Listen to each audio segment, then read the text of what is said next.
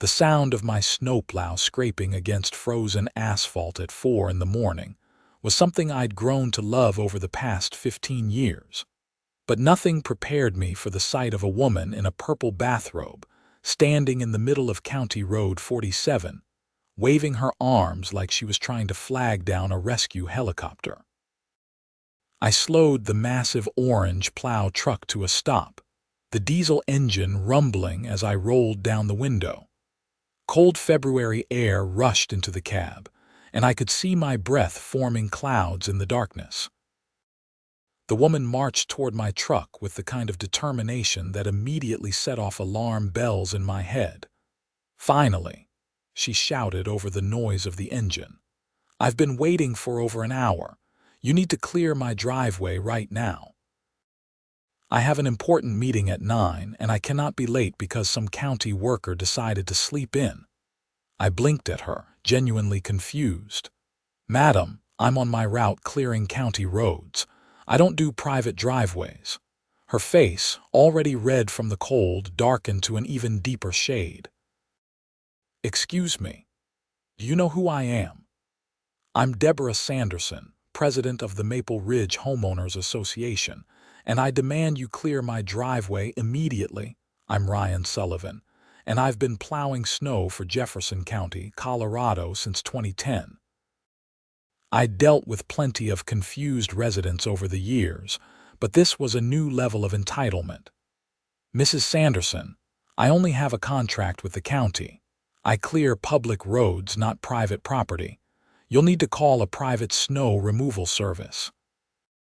She stepped closer to my truck, her fuzzy slippers completely soaked through from the 8 inches of fresh powder we'd gotten overnight. "I pay taxes. Your salary comes from my taxes, which means you work for me.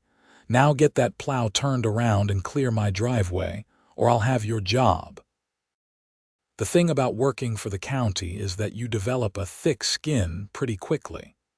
I'd been threatened with job loss more times than I could count, usually by people who had no idea how municipal employment actually worked. "Madam, you need to step back from the truck.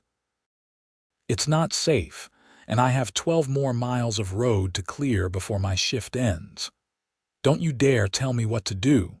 Deborah's voice hit a pitch that probably woke up half the neighborhood. "I will call your supervisor. I will call the county commissioner. I will make sure you never work in Jefferson County again." I pulled out my phone and held it toward her. "Here's the number for the county public works department. They open at 7. You can also call Pete's Plowing Service or Mountain Snow Removal. They both do residential driveways." She didn't take my phone.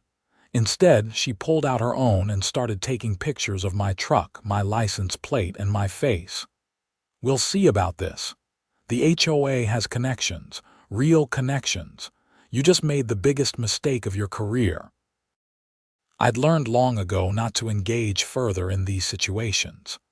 I rolled up my window, checked my mirrors, and continued down the road. In my rearview mirror, I could see Deborah still standing in the middle of the street, her phone pressed to her ear. I felt a twinge of sympathy for whoever was on the other end of that call. The rest of my shift went smoothly. The storm had dumped nearly 10 inches on our section of the county, and the roads were packed with that heavy, wet snow that made for tough plowing but great snowmen. By the time I finished my route and returned to the county garage at 8 in the morning, I'd already forgotten about the angry woman in the purple bathrobe. My supervisor, Tom Chen, met me as I was filling out my route completion form. He had that look on his face that meant my morning was about to get complicated.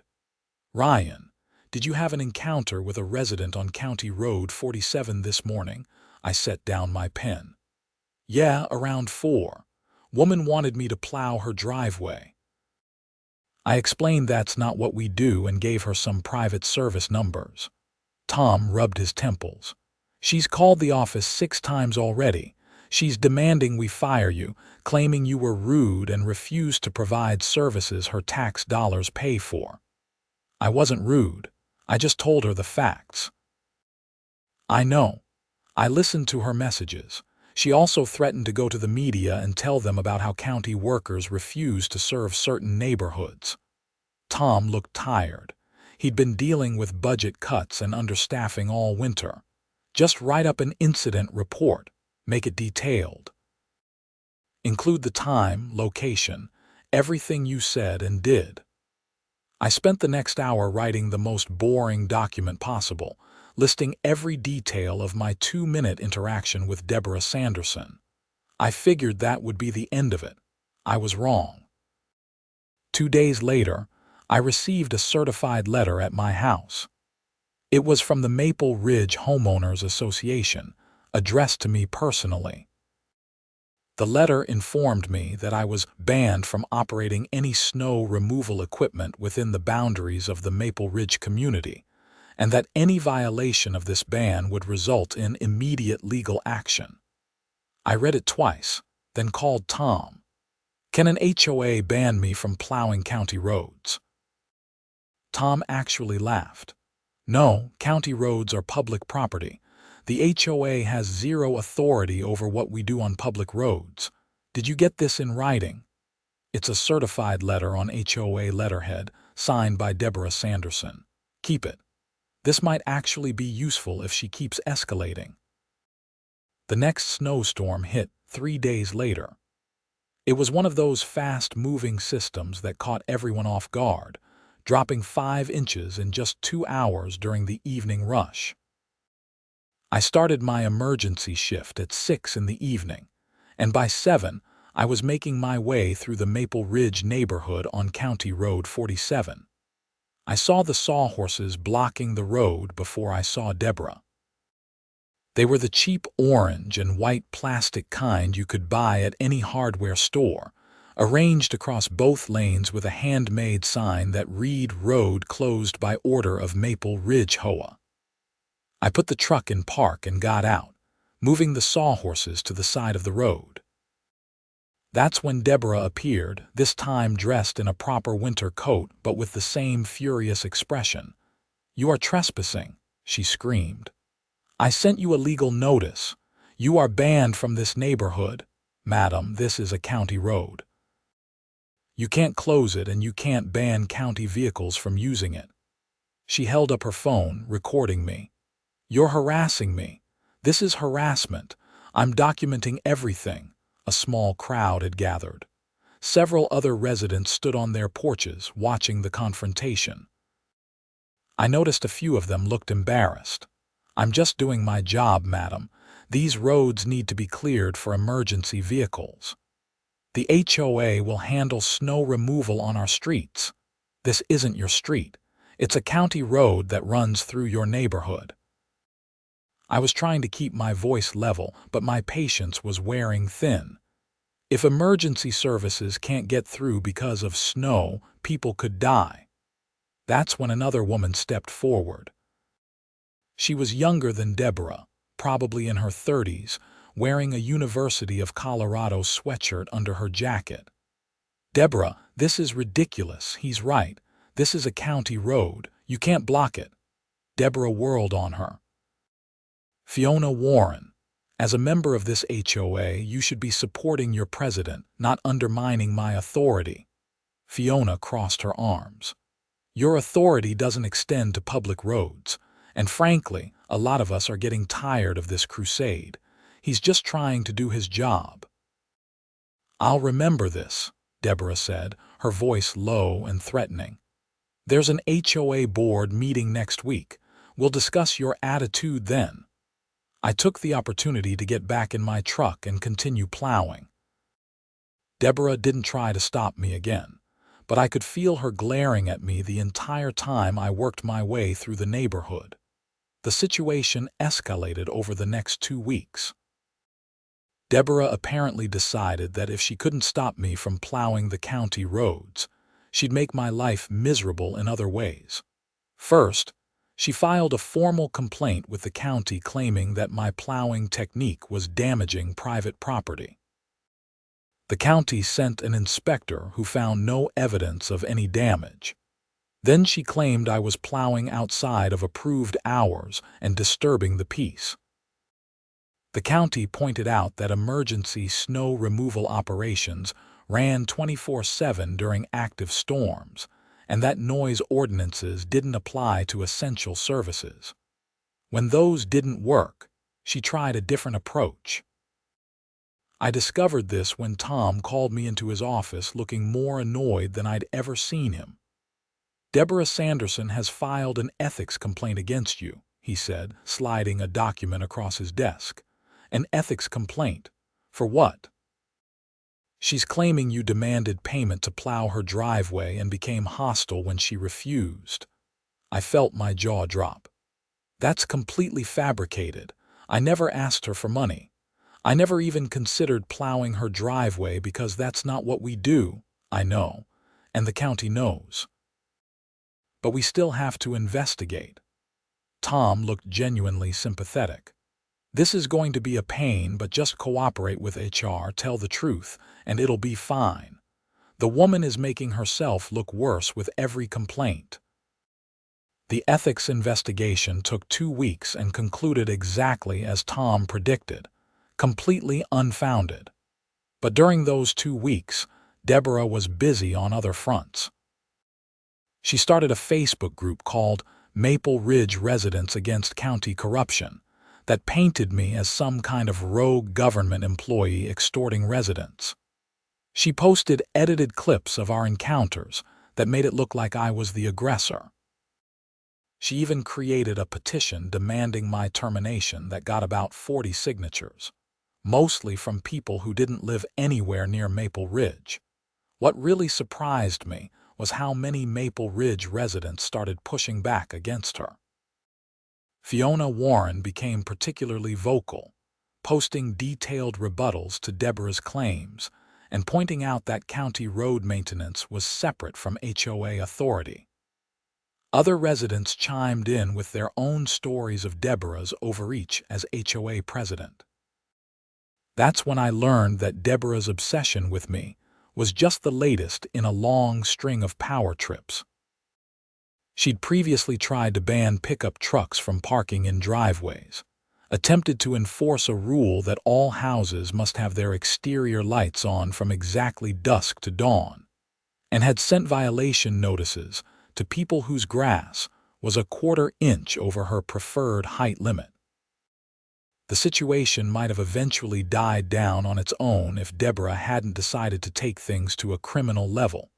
It was early March, and we'd just gotten another decent snowfall. Nothing major, just 4 inches of light powder, but enough to require clearing the main roads. I was running my usual route through Maple Ridge around 5 in the morning when I noticed something different about the road. The surface was wrong. The texture was off in a way that my 15 years of experience immediately flagged as dangerous. I slowed down, and that's when I saw the glint of something in my headlights. Nails. Hundreds of nails scattered across the road in the exact section where I always started my first pass through the neighborhood. I stopped the truck immediately and got out to inspect. Someone had spread boxes of roofing nails across both lanes, clearly intending for me to drive the plow through them. The heavy plow tires might have survived, but the damage to the hydraulic lines and other equipment would have been extensive. Worse, if I'd spread those nails down the road, other vehicles would have been at risk. I called Tom, who told me to call the Jefferson County Sheriff's Office. Deputy Martinez arrived 20 minutes later, her patrol car lights painting the snow blue and red. "You're saying someone deliberately sabotaged a county road?" she asked, photographing the nails scattered across the pavement. "That's exactly what I'm saying, and I have a pretty good idea who did it." I explained the entire situation with Deborah Sanderson, from the initial encounter to the recent social media campaign. Deputy Martinez listened carefully, taking notes. "You have any direct evidence she did this?" "No, but she's made repeated threats." The county has documentation of her complaints and her attempt to ban me from this road." Deputy Martinez nodded. "I'll need to talk to her. In the meantime, I'm documenting this as criminal mischief and vandalism of public property. We'll also need to check if there are any cameras in the area." As it turned out, there were cameras. 2 of Deborah's neighbors had doorbell cameras with views of the street. Deputy Martinez obtained the footage, and what it showed was damning. At 3:15 that morning, Deborah Sanderson's silver Lexus SUV could be seen driving slowly down County Road 47. The video showed her stopping, getting out, and spreading something across the road from what looked like multiple boxes. The footage was grainy due to the darkness and snow, but it was clear enough to identify her vehicle and build a case. Deputy Martinez returned to Deborah's house at 8 in the morning with a warrant. I learned all this later, but apparently, Deborah answered the door in her bathrobe again, and immediately started demanding to know why the sheriff's department wasn't investigating me instead. The deputy found 3 empty boxes of roofing nails in Deborah's garage trash can, along with receipts from Home Depot, dated the previous day. When confronted with the doorbell camera footage, Deborah initially tried to claim she was doing road maintenance, then said she was trying to create a speed deterrent, and finally refused to say anything more without a lawyer. She was arrested and charged with criminal mischief, vandalism of public property, and recklessly endangering public safety. The charges were serious enough that she spent a night in jail before making bail. The news of her arrest spread through Maple Ridge like wildfire. The Facebook group she'd created suddenly turned against her, with residents expressing shock and dismay that she'd endangered public safety. Several people pointed out that emergency vehicles used those roads and that her actions could have had deadly consequences. Fiona Warren called me directly. I'd given her my number after she'd spoken up for me during one of Deborah's confrontations. "Ryan, I wanted to apologize on behalf of the sane members of our HOA," she said. "We're calling an emergency board meeting to remove Deborah from her position. What she did was absolutely insane." "I appreciate that," I said. "I never wanted any of this drama. I was just trying to do my job." "I know. And for what it's worth, most of us appreciate the county keeping our roads clear. Deborah had issues long before you came along. She's been abusing her position as HOA president for years, but this finally crossed a line that even her supporters can't ignore." The emergency HOA meeting happened 3 days later. According to Fiona, who gave me a detailed recap, it was one of the most contentious meetings in Maple Ridge history. Deborah showed up with her lawyer and tried to claim she was being persecuted for standing up to government overreach. The other board members weren't buying it. They voted unanimously to remove her as president and strip her of any HOA authority. Several residents spoke during the public comment period, detailing years of harassment and overreach. One elderly man talked about how Deborah had threatened him with daily fines because his grandson's car was parked in his driveway for more than the HOA's arbitrary 72-hour limit, while the kid was visiting from California. But the legal system wasn't done with Deborah yet. The Jefferson County District Attorney took the case seriously because of the potential for harm. If I'd driven over those nails or if they'd been scattered down the road into traffic, people could have been hurt or killed. This wasn't just a petty vandalism case. I was called to testify before a grand jury in April. The process was straightforward. I explained my job, detailed my interactions with Deborah, and confirmed the timeline of events. The grand jury indicted her on all charges, and the case was set for trial in June. Deborah's lawyer tried to negotiate a plea deal, but the DA's office wasn't interested in going easy on someone who'd deliberately sabotaged public infrastructure. The case went to trial. I testified on the second day of the trial. The prosecutor walked me through everything. My initial encounter with Deborah, her escalating harassment, the fake ethics complaint, and finally the discovery of the nails on the road. Deborah's defense attorney tried to suggest that I'd planted the nails myself to frame her, which was absurd on multiple levels. Why would I risk damaging my own equipment? How would I have known to call the sheriff before driving over them? The argument fell apart under basic scrutiny. The doorbell camera footage was the most damaging evidence. The defense tried to argue that it was too dark to definitively identify Deborah, but the video clearly showed her license plate and her distinctive purple bathrobe visible under her coat. Combined with the receipts for roofing nails and the empty boxes in her garage, the case was airtight. Fiona Warren also testified, explaining the history of Deborah's behavior as HOA president and her escalating fixation on me.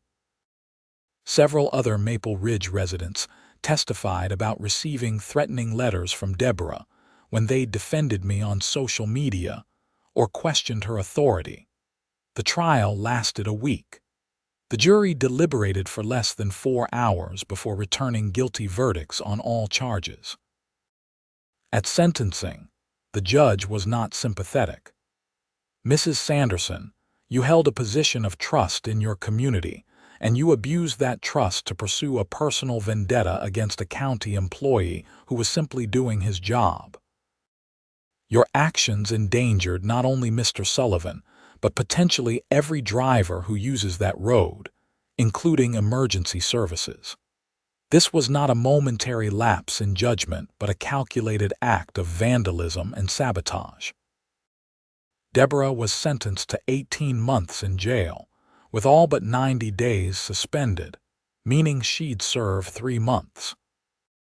She was also ordered to pay restitution to the county for the cost of the investigation and road cleaning, complete 200 hours of community service, and undergo anger management counseling. The judge also issued a restraining order prohibiting her from coming within 500 feet of me or contacting me in any way. As I sat in the courtroom watching Deborah being led away by the bailiff, I felt a strange mix of relief and sadness. Relief that the harassment was finally over, but sadness that someone had let their ego and need for control destroy their own life. The aftermath of the trial brought some unexpected positive changes. The Maple Ridge HOA, under new leadership with Fiona Warren as president, completely restructured their rules and oversight processes. They established term limits for board positions, created an appeal process for violation notices, and explicitly clarified that HOA authority ended at private property lines. Fiona invited me to a community meeting they held in July, after Deborah had started serving her jail time. I was hesitant at first, but Tom encouraged me to go. The meeting was held at the Maple Ridge Clubhouse, a nice facility with a view of the mountains. About 50 residents attended, and to my surprise, they gave me a standing ovation when I walked in. It was embarrassing and touching at the same time. Fiona stood at the podium and addressed the crowd. "We invited Ryan here tonight because we wanted to thank him properly and apologize for what he went through. One person's abuse of power created a hostile environment and put people at risk. We're committed to making sure nothing like that ever happens again in our community." Several residents came up to shake my hand and thank me for my work. One man, probably in his 70s, pulled me aside. "I'm George Hendricks. I've lived here for 20 years, and Deborah made the last 5 of them miserable. You standing up to her, even though she made your life hell, gave the rest of us the courage to finally do something about her behavior. Thank you." The HOA presented me with a plaque thanking me for my service to the community, which I found ironic since I'd never actually done anything specifically for their neighborhood beyond my normal county job. But I accepted it graciously and gave a short speech about how I was just doing what any county worker would do and that I appreciated the support. That summer was quiet. I worked my regular maintenance routes, filled potholes, and did the usual road work that occupied the warm months. The Maple Ridge neighborhood became just another section of road on my route, notable only for how aggressively friendly the residents had become. People waved at me from their yards. One woman left a cooler of cold drinks at the edge of her property with a sign that said, "For county workers during a hot week in August." Deborah served her 3 months in jail and was released in September. I only knew this because Tom mentioned it, warning me to be alert in case she tried to violate the restraining order. But I never saw her. According to Fiona, Deborah and her husband sold their house in Maple Ridge and moved somewhere out of state. Georgia, someone heard, or maybe Alabama. Nobody seemed to know for sure, and nobody seemed to care much about finding out. The snow started falling again in November. The first decent storm of the season hit right before Thanksgiving, and I was back in my plow truck at 3 in the morning, clearing County Road 47 and the rest of my route. As I drove through Maple Ridge, the familiar houses dark and peaceful in the early morning hours, I felt a sense of satisfaction that had nothing to do with the job itself. Tom called me later that morning as I was finishing my route. "Hey Ryan, smooth night." "Yeah, no issues. Roads are clear." "Good." I got a call from the new Maple Ridge HOA president. She wanted to make sure I knew how much the residents appreciate your work. Said to tell you specifically that you're welcome in their neighborhood anytime. I smiled. That's nice of them. It is. You know, in 15 years of managing plow drivers, I've never had a situation quite like yours. Most people just don't care enough about road maintenance to even notice the trucks.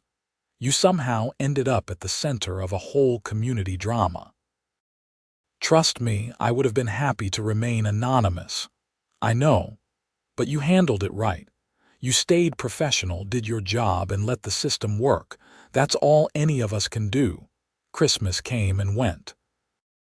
The winter of 2024-2025 was busy, with storm after storm rolling through Jefferson County. I worked long hours, cleared countless miles of road, and slowly built up the overtime that would fund a summer vacation to visit my sister in Oregon. One particularly nasty storm hit in early February, almost exactly a year after my first encounter with Deborah. The snow was heavy and wet, the worst kind for plowing, and the temperatures were hovering right around freezing, so everything was turning to slush. I was on my second pass through Maple Ridge around 6 in the morning when I saw a car in a ditch. I pulled over and approached carefully. The car was a newer Honda sedan, nose down in the snow-filled drainage ditch, its rear wheels still on the road surface. The driver's door opened and a young woman climbed out, looking shaken but unhurt. "Are you okay?" I called out.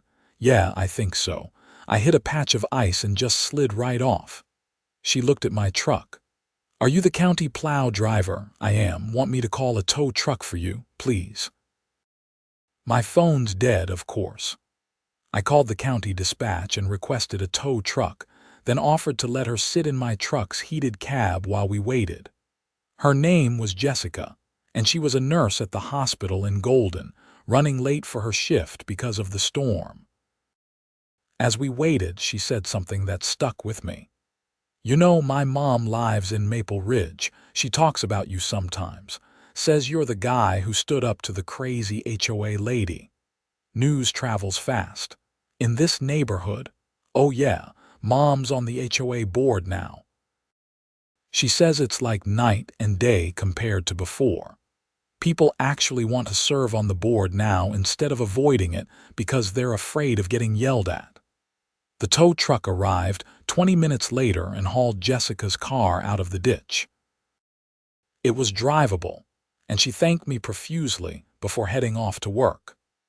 I continued my route, thinking about how one person's behavior could poison an entire community, and how much better things could be when that toxicity was removed. Spring arrived again, bringing rain instead of snow and shifting my work from plowing to pothole repair and road maintenance.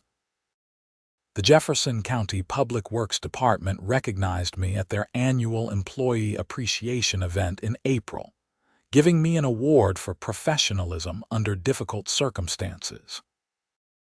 Tom gave a speech about how I'd represented the county well during a challenging situation, and I got a modest bonus check and a handshake from the county commissioner. What struck me most about the whole experience wasn't the drama or even the legal resolution, but how it illustrated something I'd observed throughout my career. People's relationship with public services is complicated. Most folks never think about the infrastructure that makes their daily lives possible until something goes wrong or someone tells them they should be angry about it. Deborah had been angry, but not really at me. I was just a convenient target for someone who needed to feel in control, who needed to believe that her authority extended further than it actually did. The snow, the roads, the trucks, those were all just props in her personal drama about power and respect. I continued working for Jefferson County, plowing snow in winter and maintaining roads in summer. The Maple Ridge neighborhood became my favorite section of the route, not because the roads were any different, but because the people waved and smiled and sometimes left those coolers of cold drinks or thermoses of hot coffee with friendly notes attached. Fiona Warren invited me to the HOA's summer barbecue in July, a community event held at the clubhouse. I went with my girlfriend, Sarah, whom I'd started dating in the spring. She'd heard all about the Deborah situation and was curious to see the neighborhood that had caused so much trouble. The barbecue was pleasant. Kids ran around playing, adults stood in clusters talking and laughing, and someone had set up a volleyball net. George Hendricks, the elderly man I'd met at the community meeting a year earlier, cornered me by the food table. "Ryan, I wanted to tell you something," he said. "My wife had a stroke 3 years ago. She's mostly recovered, but she needs regular medical care." During Deborah's reign of terror, I was terrified that if we ever needed an ambulance, the roads wouldn't be passable because of her war with the county. That fear kept me up at night. I hadn't considered that angle. I'm glad she's doing better. She is, thanks. And we sleep better now knowing that the roads will be clear when we need them. You did that, not just by doing your job, but by standing firm when someone tried to bully you into doing something wrong. That matters. As the sun set over the mountains and the party continued around us, I realized that the whole experience had taught me something valuable. Public service isn't glamorous. Most days, nobody notices the work we do. But it matters deeply to people's lives, often in ways we never see or hear about. The following winter was relatively mild, with fewer major storms than usual. I still worked my routes, still cleared County Road 47, still waved at the residents who'd become familiar faces. The job was the same as it had always been, but my perspective had shifted slightly. One morning in December, I was clearing a different neighborhood when an older woman flagged me down. For a split second, I tensed, remembering Deborah. But this woman was smiling, holding a travel mug. "I made too much coffee this morning," she said, offering me the mug. "Thought you might want some. You guys are out here so early." I accepted gratefully. The coffee was perfect, hot, strong, and black. "Thank you, madam. That's very kind." "Thank you for keeping our roads safe," she replied simply, then walked back to her house. These small moments of connection, I'd learned, were what made the job worthwhile. Not the drama or the recognition or even the satisfaction of a road well plowed, but the quiet acknowledgement that the work mattered to real people living real lives. Tom retired in March of 2026, and the county promoted his assistant, Maria Gonzalez, to supervisor. She'd been with the department for almost as long as I had, and we worked well together. Her first week on the job, she called me into her office. "Ryan, I've been reviewing personnel files and incident reports. I wanted to talk to you about the Sanderson situation." I felt my stomach drop slightly. I thought we were past all that. Maria must have seen my expression because she quickly smiled. "Nothing bad. I wanted to tell you that how you handled that situation is exactly what we want from our employees.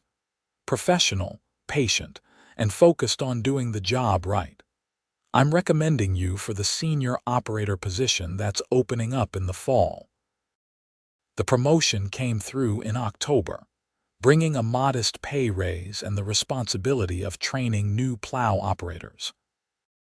I discovered that I enjoyed teaching, sharing the techniques I'd learned over the years, and the sometimes counterintuitive physics of moving massive amounts of snow with a truck and blade. One of my new trainees was a kid named Marcus, fresh out of trade school and enthusiastic about everything. During his first week, I took him on a tour of the various routes, including County Road 47 through Maple Ridge. "People here are really friendly," Marcus observed, waving back at a resident who'd waved at us. "Is it always like this?" "It is now," I said, and I told him the whole story of Deborah Sanderson. Marcus listened with increasing disbelief. "She put nails on the road. That's insane." "It is. But it taught me something important. Sometimes people are going to be difficult. Sometimes they're going to make your job harder for no good reason. Your job is to stay professional, do the work right, and trust that the system will back you up when you're in the right." "Did you ever think about just quitting, finding an easier job?" I thought about it. "No, I like this work. I like knowing that when people wake up after a storm, they can get to work or school or the hospital because we cleared the roads. One angry person isn't worth giving that up." The years continued to pass. Deborah Sanderson became a cautionary tale within Jefferson County Public Works, the example supervisors used when training employees about dealing with difficult residents.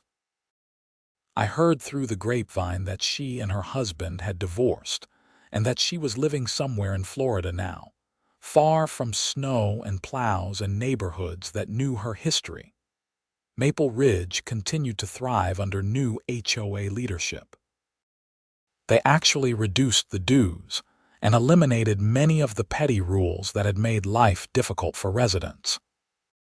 Property values went up, not because of strict enforcement of arbitrary standards, but because people actually wanted to live in a community where neighbors supported each other instead of looking for violations. I stayed in touch with Fiona Warren, who served 2 terms as HOA president before stepping down to let others lead. We'd occasionally meet for coffee, and she'd update me on neighborhood gossip and community projects. The HOA had started a neighborhood watch program, organized regular social events, and even created a fund to help residents who fell on hard times. We actually function like a community now instead of a dictatorship, Fiona told me during one of our coffee meetings. "And it all started because you refused to plow Deborah's driveway." I laughed. "I just followed county policy. I can't take credit for your community getting its act together." "You can and you will," she insisted. "You showed us that standing up to bullies is possible. That authority figures can be challenged when they're wrong. That made all the difference." By the time I reached my 20th year with Jefferson County in 2030, I'd become one of the senior members of the public works team. I'd trained dozens of operators, cleared thousands of miles of road, and witnessed countless storms. The work was still challenging, still sometimes frustrating, but deeply satisfying. The Sanderson incident, as it became known in county circles, felt like ancient history. But every so often, something would remind me of those chaotic months. A new employee would ask about the story. A resident would recognize my name. Someone would make a joke about HOA Karens, and everyone would glance at me knowingly. One February morning, almost exactly 6 years after that first encounter with Deborah, I was training a new operator named Lisa on the night shift. We were driving through Maple Ridge around 4 in the morning, the same time I'd first met Deborah. The roads were quiet, peaceful, covered in fresh snow that sparkled in the truck's headlights. "This is actually kind of beautiful," Lisa said, watching the blade cut through the powder. "It is," I agreed. "That's the best part of the night shift. You see things most people miss." We turned onto County Road 47, and I pointed out the landmarks, the tricky curves, the places where ice tended to form. As we passed the house that used to be Deborah's, now occupied by a young family with kids, I felt a sense of closure.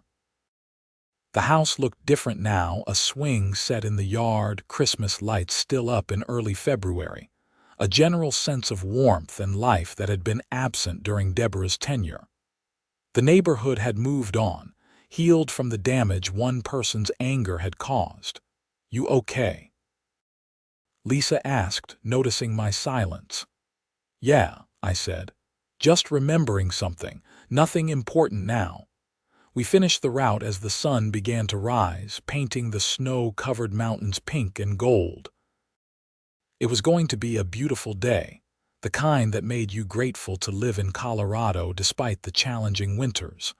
Back at the garage, Maria was already in her office, reviewing the night's reports. She waved me over. "Ryan, got a minute?" I followed her into the office, where she pulled out a folder. "The county is putting together a training video about customer service and dealing with difficult situations. They want to use your experience with Deborah Sanderson as a case study. You okay with that?" I considered it. Part of me wanted to let the whole thing fade into history, but another part recognized that the lessons learned might help other public employees facing similar situations. "Sure," I said. "If it helps someone else handle a tough situation, it's worth it." The training video was filmed in April. They interviewed me about the experience, what I'd done right, what I might have done differently. They talked to Tom Chen, who was enjoying retirement but happy to contribute. They even interviewed Deputy Martinez, who'd since been promoted to sergeant, about the criminal investigation. The video became part of the standard training for all Jefferson County public-facing employees. I heard from friends in other departments that it was actually pretty good, striking the right balance between educational and engaging. Life settled into a comfortable rhythm. Sarah and I got married in the summer of 2031 in a small ceremony in the mountains. Several Maple Ridge residents attended, including Fiona and George Hendricks. During the reception, George gave a toast that mentioned how I'd stood firm like a snowplow against adversity, which got a big laugh from everyone who knew the story. I continued working for the county, eventually moving into a management position overseeing winter operations for the entire Southern District. The work shifted from hands-on plowing to planning routes, managing staff, and coordinating with other agencies. I missed the simplicity of being in the truck sometimes, but I found satisfaction in making sure the entire system ran smoothly. The Maple Ridge neighborhood became something of a model for healthy HOA governance. The county started citing it in community planning meetings as an example of how neighborhood associations should function. Fiona wrote an article for a local newspaper about their transformation, though she was diplomatic enough not to name Deborah specifically, referring only to previous leadership that had lost sight of the community's needs. I ran into Deputy Martinez, now Lieutenant Martinez, at a community safety fair in 2032. We chatted about how our careers had progressed, and she mentioned that the Sanderson case had been unusual in her experience. Most vandalism cases are crimes of opportunity or impulse, she explained. Someone gets angry and does something stupid. But Sanderson's case was premeditated. She bought the nails, waited for the right conditions, and deliberately sabotaged public infrastructure. That level of calculation over something so trivial is pretty rare. Do you think she ever understood why what she did was wrong? Martinez shook her head. Based on her behavior during the arrest and trial, no. She saw herself as the victim the whole time. Some people just can't accept that they're not in control of everything around them. That summer, the county installed a small plaque at the Public Works garage honoring Tom Chen's years of service. At the dedication ceremony, Tom pulled me aside. "You know what I always appreciated about you, Ryan? You never made things personal. Even when Sanderson was making your life hell, you treated it like a problem to be solved, not a vendetta to be won. That's a rare quality." "I learned from watching you," I replied honestly. "You always kept your cool, no matter what crazy situation came up." "We've had some interesting times, haven't we?" Tom laughed.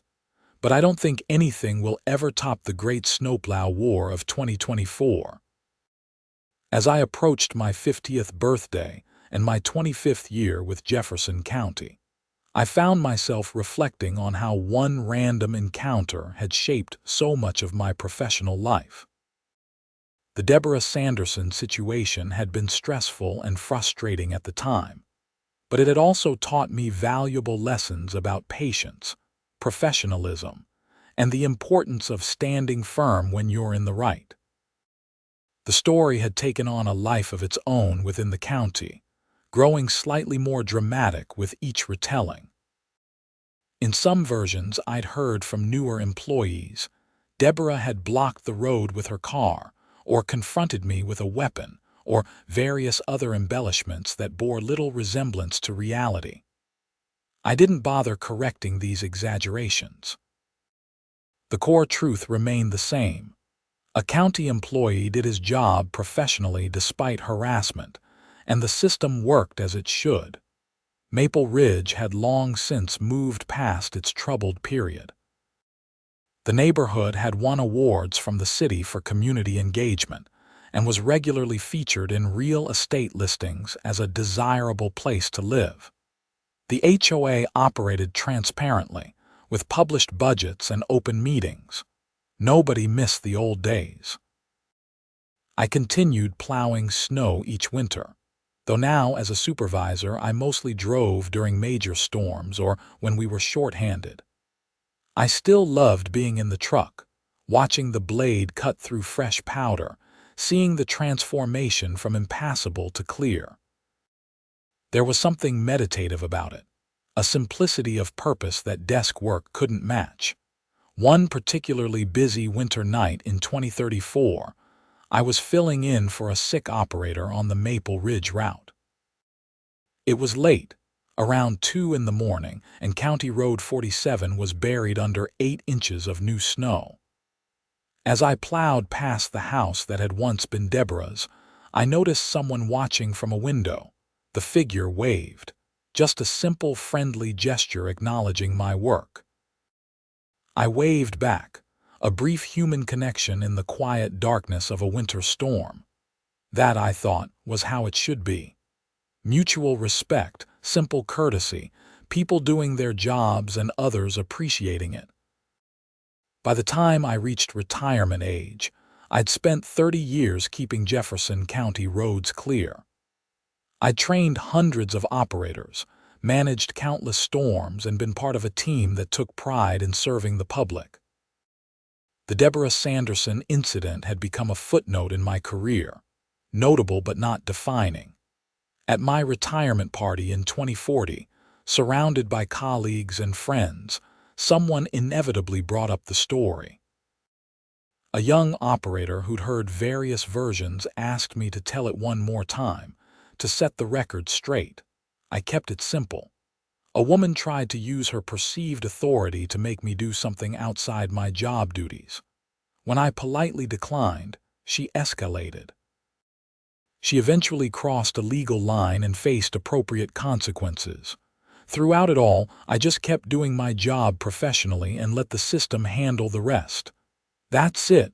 the young operator asked, sounding slightly disappointed. "That's it," I confirmed. No dramatic confrontations, no heroics, just public service the way it's supposed to work. As I drove home from my retirement party, I took one last detour through Maple Ridge. County Road 47 was clear and dry under the summer stars. Porch lights glowed warmly in the darkness. Kids' toys sat in yards.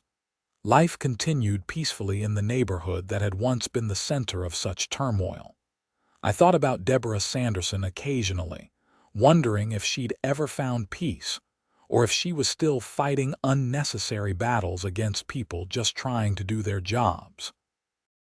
I hoped, for her sake, that she'd learned something from the experience, though I suspected she probably hadn't. But that wasn't my concern anymore. I'd done my job, stood my ground when challenged, and trusted the system to work. In the end, that was all any public servant could do. The roads got plowed, the community moved forward, and life went on. The next winter, I watched from my living room as the county plows made their pre-dawn passes through my neighborhood. I'd never been on the other side before, always the one in the truck rather than the one watching it go by. I found myself filled with gratitude for the workers who were out there in the cold and dark, doing essential work that most people never thought about. I'd spent 3 decades being that person in the truck. I'd cleared roads so people could get to work, to school, to hospitals. I'd made sure emergency vehicles could respond.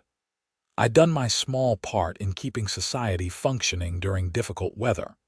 And I'd learned that sometimes the most important thing you can do is simply stand firm and do your job right, even when someone tries to bully you into doing otherwise. That lesson, learned during those chaotic weeks dealing with an HOA president who couldn't accept the limits of her authority, had served me well throughout my career. As spring arrived and the snow melted away for another year, I settled into retirement with satisfaction. The mountains still stood tall outside my window. The roads were still being plowed by capable operators I'd helped train. And somewhere in Maple Ridge, a neighborhood association was functioning the way it should, serving its community rather than serving someone's ego. In the end, that was the real victory. Not winning a confrontation or seeing someone punished, but knowing that a community had been freed from dysfunction and that public service could continue unimpeded. That was worth far more than any personal vindication could have been.